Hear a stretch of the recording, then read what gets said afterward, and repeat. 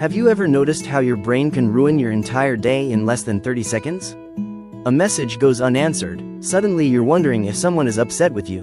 Your manager schedules a meeting. Now you're convinced you've done something wrong. A friend sounds different on a phone call. And your mind immediately starts creating stories. What's fascinating is that none of these things are facts. They're predictions, and that's why today's topic is simple. Your brain is lying to you. Let me explain. Imagine a man walking home late at night.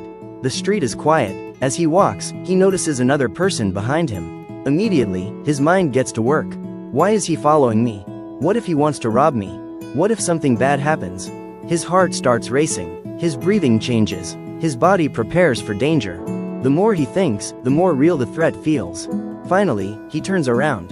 The stranger looks surprised and says, "Sorry, do you know if the bus station is still open?"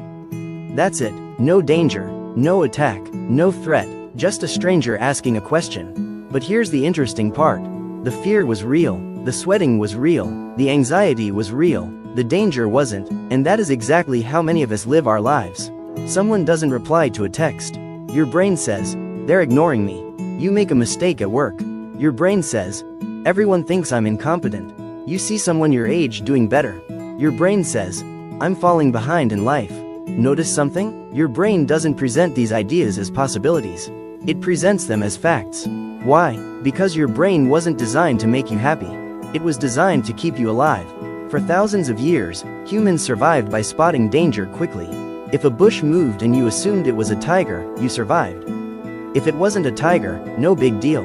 But today, the tiger has changed.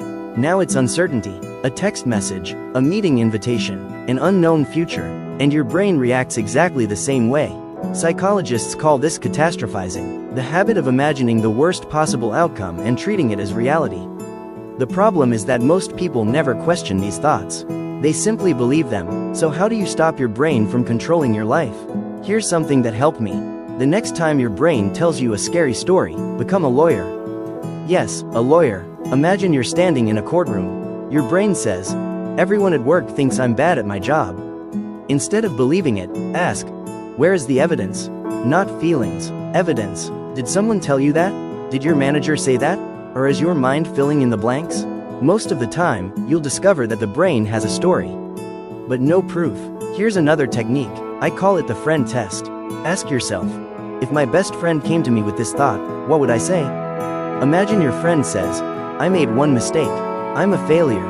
Would you agree? Of course not. You'd remind them of everything they've done right.